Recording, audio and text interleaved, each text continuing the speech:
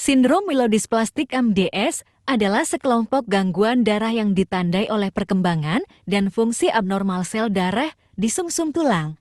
Berikut adalah informasi komprehensif tentang sindrom mielodisplastik. 1. Klasifikasi dan subtipe. MDS diklasifikasikan berdasarkan jenis sel darah yang terpengaruh dan keparahan kondisi. Subtipe termasuk anemia refraktori, sitopenia refraktori dengan displasia multilinir, dan anemia refraktori dengan peningkatan blast.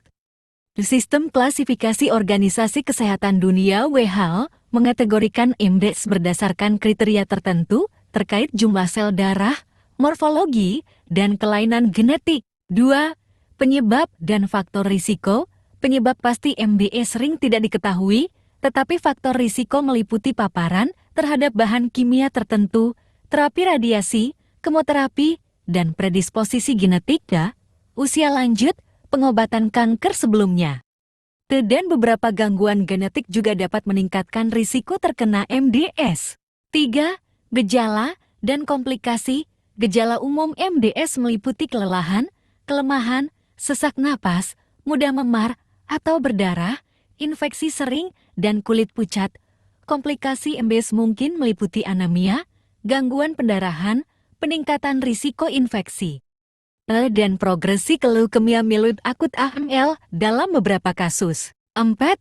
Diagnosis dan evaluasi. Diagnosis MDS melibatkan tes darah untuk menilai jumlah sel darah, biopsi sumsum tulang untuk mengevaluasi morfologi sel dan kelainan genetik, dan tes sitogenetik untuk mengidentifikasi perubahan kromosom.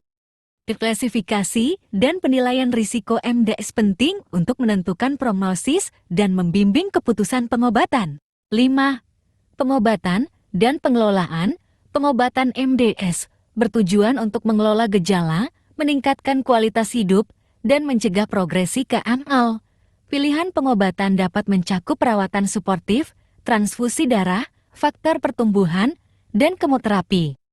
Transplantasi sel punca mungkin dipertimbangkan untuk pasien MDS berisiko tinggi yang lebih muda dan memenuhi syarat untuk prosedur ini. 6. Prognosis dan tindak lanjut. Prognosis untuk MDS bervariasi tergantung pada subtipe, faktor risiko, dan respons terhadap pengobatan, kunjungan tindak lanjut teratur, pemantauan jumlah sel darah, dan penilaian progresi penyakit sangat penting. Perawatan suportif termasuk dukungan gizi, konseling, dan manajemen komplikasi dapat membantu meningkatkan kualitas hidup bagi individu dengan MDS.